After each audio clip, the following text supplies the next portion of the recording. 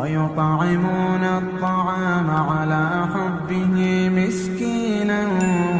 ويتيما وأسيرا إنما نطعمكم لوجه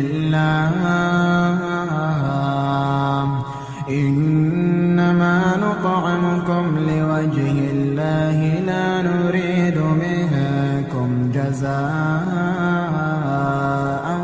ولا شكورا إنا نخاف من ربنا يوما عبوسا قمطريرا فوقاهم الله شر ذلك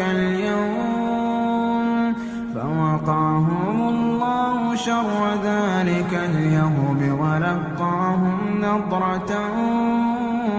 وسرورا وجزاهم بما صبروا جنة وحريرا متكئين فيها على الأرائك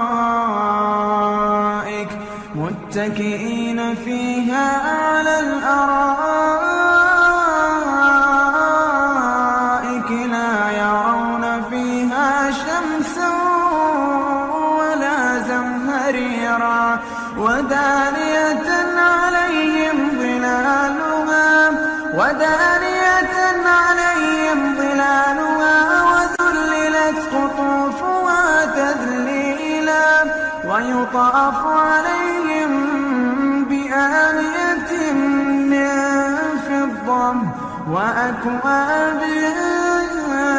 كانت قوارير من فضة قدروها تقديرا ويسقون فيها كأسا كان مزاجها زنجبيلا عينا فيها تسمى سلسبيلا ويطوف عليهم ولدان مخلدون إذا رأيتهم حسبتهم لؤلؤا منثورا وإذا رأيت ثم رأيت نعيما وملكا كبيرا عاليهم ثياب سندس خضر واستبرق وحلوا أساور من فضة وسقاهم ربهم شرابا طهورا إن هذا كان لكم جزاء وكان سعيكم مشكورا إنا نحن نزلنا عليك القرآن تنزيلا فاصبر لحكم ربك ولا تطع منهم آثما أو كفورا واذكر اسم ربك بكرة وأصيلا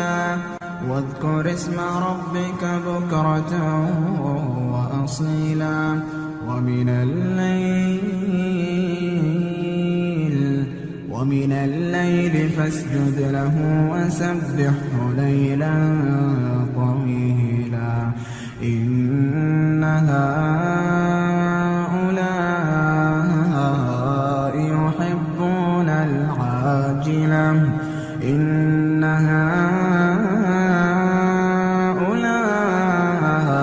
يحبون العاجلة